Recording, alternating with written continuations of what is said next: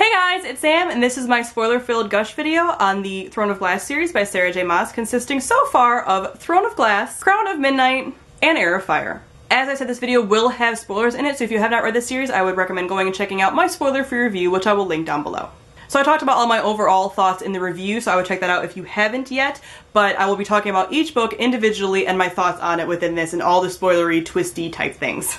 So first, Throne of Glass. I really enjoyed the setup that we got with Throne of Glass. I love assassin characters, so knowing that this was about an assassin, I was instantly wanting to read this series. I read the first book back in August, so I might forget some things about it. I'm a little foggy, but I will try my best. As I mentioned in my review, I found myself not immediately caring about Celaena's situations and about some of the things that she was doing. I found her at times very cold and very kind of whiny. I understand now from the rest of the series why she is the way that she is, but I found that I was expecting more of a strong character from her, considering her background, considering that she was an assassin. I know that she's young, but at times I feel like she's written a lot older. And I know that she's been through a lot, but sometimes I feel like she reads like a late 20-year-old, and then she'll go and do something and you're like, oh wait, she's 18, she's 17, whatever. So I really liked her budding friendship with Nehemia. I love these strong female friendships, so I really enjoyed that element of this story, and I liked that the kind of trials and the competition were kind of skimmed over because I didn't want kind of like a repeat of the Hunger Games, you know, but I liked that we kind of just knew that she was badass, that she was winning them, and that was it. I also really liked just everything we got to see with Dorian and Chaol. I instantly loved Chaol as a character. The fact that he's kind of just like grumpy and snarling, and she's kind of like that at times too. I just instantly wanted them together from the get-go, and that has not changed throughout this entire series. But again, my biggest complaint was that this one just left me wanting something more. I just wasn't really sure what everyone was seeing when they were talking about everything with the series, and I needed more. Again, I have that problem a lot with first books, so it's very typical of me to just kind of be like, about them, and that's kind of how I feel about this one. Crown of Midnight I ended up enjoying a lot more. Again, we built on everything that we were learning from the first book, and I liked that we got to see a little more of like magical things, and that it wasn't just the very simplified word marks things that we were getting, and everything was kind of being built upon. I really enjoyed that Dorian and her became friends after their kind of relationship. That was really cute. I really like them as a friendship. I just like that you have an example of people who have been together before and are now friends, and really good friends, and really appreciate that friendship. So I really liked that element. I liked that her and Chaol were kind of together. I'm also heartbroken now, and I don't want to talk about it, and that's kind of an element, again, that of just the things I didn't really like about Celaena's character development. She acts so young sometimes and so wise and older a lot of times. Again, I know it's because of her background a little bit, but it felt a little too disjointed for me even within this book. So I just wanted a little more from her character development, and I found it kind of, some of her actions a little childish. Like, even when she knew that it wasn't Chaol's fault that Nehemia died, it really wasn't anyone's fault besides who killed her. Like, I hate when people are like, well, it kind of was his fault because he didn't tell her. Like, he was just trying to protect her, but it just wouldn't have gone good for any of them if she would have found out, because then the king would have found out, and it was just a mess. So yeah, he was trying his best to protect her and doing what he thought was right. He's such a loyal character, and I just love him, and I will defend him to my death. But I really appreciated all of the different character things and interpersonal things we were getting, and I liked that we kind of saw something happening with Dorian and his magic. I like Dorian as a character. I don't like him as a love interest, but I feel so bad for him, and I just want to like wrap him up in a blanket and be like, you're gonna be fine eventually, I hope. As far as the big kind of plot twist of finding out that Celaena is Fae, I feel like we kind of were supposed to know that from the beginning. At the very beginning of Throne of Glass, we got that thing where the little people left her like flowers when she was leaving Endovier, and I was like, why? We know this, right? Like, am I the only one that feels that way? That were we supposed to know that the entire time and it wasn't really a plot twist? Because I feel like it was supposed to be like, she's the like princess, she's Aline, she's Fae. Like, I knew that. Like, I feel like we should have all known that from the get-go. Maybe that's how it was supposed to be, and it was just supposed to be a twist of the characters, but I felt like it was written as it was a huge twist, and I just kind of knew that, and I was kind of waiting for that. I think that's part of the point of me being like, ugh, I need more character development from her, because we know, or at least I kind of felt like I knew from the beginning, that she was this lost princess, and she's also an assassin, and she's also Fae. So, like, get it together, Celaena, basically. And I know she's been through a lot of trauma. I keep saying that because I know that's going to be like a, you know, kind of argument point for some people, is like, she's been through a lot, but like, there's a lot of characters that have been through a lot, and kind of move through it a little faster than she was. For such a strong person as she is, she could have done a little more for me. But I really enjoyed the plot twist with Archer. I wasn't expecting him to be bad and be behind Nehemia's death.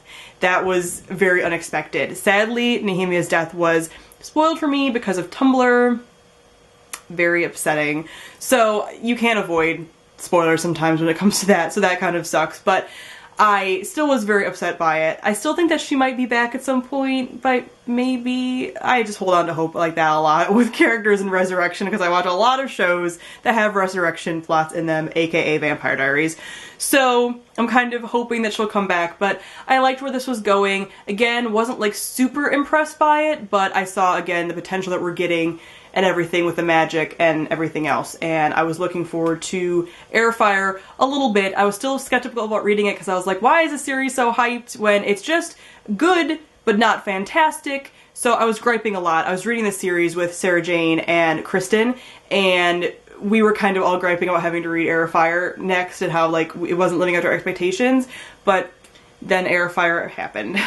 So I really loved Heir of Fire. I was complaining about it for a while before reading it because I just was like, I don't want to be disappointed. It's upsetting to be disappointed by a book, but Heir of Fire completely blew me away. It is what I wanted from the get-go with this series. The character development is what I wanted from the beginning. I know that we finally get to see why she was the way she was, but I still feel like she could have progressed a little quicker. But now that she's reached that point, I'm glad and we can move on, and the rest of the series will be what I wanted from her from the beginning, and I'm very, very excited about that. My one complaint is that we didn't get a map of the world that she was in, Wendland or whatever. We didn't get to see that, and I wanted a map of that because you see all these locations when you're there and you didn't get to actually see a map of it, so I couldn't visualize it in my head.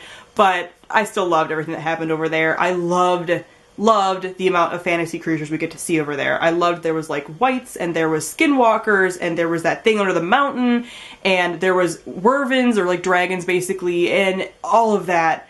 So cool. I loved all the fantasy creatures we got because in the beginning, you know, we're seeing like demons or monsters or whatever, and I liked all these other fantasy creatures we were getting, and like the Fae and the Demi-Fae and their abilities and how they kind of shapeshift, and all that was so good, and I loved it. I also really liked her and Rowan's friendship. I do not ship her and Rowan. I have a suspicion that he will die at some point. Don't be mad. But I just feel like he is going to go down at one point in like one of the last books, and like a sacrificial type thing.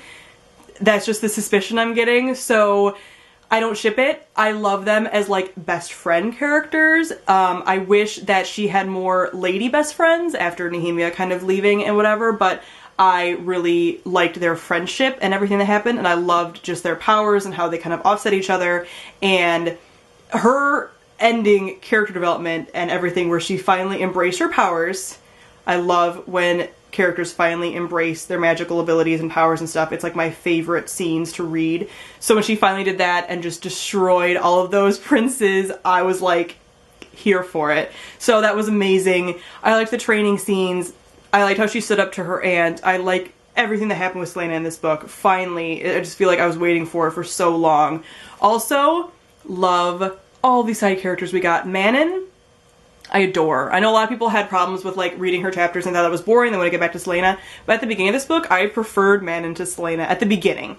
And I love her equally now. I have like a fantasy of them becoming best friends and taking over the world together in later books. I just need it. Like I need Heir. I just loved Manon as a character. I loved everything with her and the Wervin, and like just picking him and him being like a warrior animal, and I just loved it so much. And how they like eat men, and it's just like my wonderful feminist dream. So I really liked it. I liked just like how the witches operated and how I got to see kind of all these different behind the scenes things with them. I liked seeing them and seeing what was going on within what the king is doing. I think that added a lot to this world building wise and just plot wise. I loved seeing all of that and those inner like power dynamics and where that's going to go in the future. Also, Aedion is probably one of my favorite characters again now. I just adore him. I love him so much. I love that him and Selena are so similar, and like she was Arlen's assassin, he was Arlen's like wolf. I like that they were both kind of like ashamed of the things that they have done while they've been away from each other, and that they're both worried about seeing the other one again, that they're afraid they're going to be judged for their actions, and it's just like, oh babies, you guys are so similar, and I just can't wait for you guys to see each other again. Like, my biggest dream right now for the rest of the series is I just need them to see each other again. I hope it happens in the next book. I just love them. I think Aedion is such a loyal character, and he's done so much, and he just has this facade of being an asshole, and he's not. And I just love him. I love him. I know a lot of people's favorite character is Rowan, and I like Rowan a lot, and I think that Rowan is a really great character. Again, it's hard for me to get attached to him because I have a sneaking suspicion that he's gonna die. But Aedion, I just love him, and he's wanted to protect his cousin since he was a kid, and I just love him so much, and I can't wait for them to be reunited, and I can't wait for all the dynamics we're going to have between all these side characters and everything in the future books. I'm really looking forward to, like, Aedion, Rowan, Dorian, and Chaol in future books, especially Rowan and Aedion. I just can't wait for them to be like, I can protect her more. No, I can protect her more. No, I can protect her more. And Celaena being like, I don't need you guys. Like, I'm good. Thank you. So I'm really looking forward to seeing what happens with the rest of the series. I am so excited about seeing Erebin in the next book. I cannot even believe that. I loved the plot twist of, like, her at one point having one of the word keys. I didn't see that coming. I didn't really see any of the twists within this coming at all. I didn't know what to expect at any point, really. And her having the word key, like, knowing where it is, and her being like, Erebin might be the biggest villain I've come up against so far. It's like, you've come up against, like, demons and, like, monster princes and, like, ancient creatures and ancient fae queens, and you think this assassin lord is going to be your biggest, like, threat? Like, holy crap. I cannot wait to meet him. I haven't read the novellas yet. I'm going to read those soon. I need to order the novellas from Book Depository, and I haven't yet because I hate waiting. But I'm going to do that soon so I can fill in some of those gaps. I know a lot of you have said to read those. I'm going to. I plan on it. So I'm sure I'll see him in those novellas. But I just can't wait to see him in the future books and her kind of go up against him. And it's another part of her past that she's going to have to kind of move through. And I cannot wait. So the rest of the series, I'm looking forward to it so, so much. Finally, we've gotten the character development that I feel like I needed to kind of move forward with this series. It's so unexpected. I don't know what else is going to happen. I can't really predict anything at this point. The thing that happened with Dorian at the end of this book, I was not expecting that, and I'm worried about it. I just, that's how I feel about it. Like, I'm excited, but I'm nervous, and it's going to be painful, but it's also going to be great, and I'm ready for it. I'm ready for it. So that was it for my spoilery discussion video. Comment below and talk to me about all your feelings about the series, about anything that I kind of glossed over or missed or anything. I would love to talk to you guys about how you feel about this series. I know it's very well loved. I'm looking forward to gushing with all of you. So thank you all for watching, and I'll see all of you guys soon. Bye!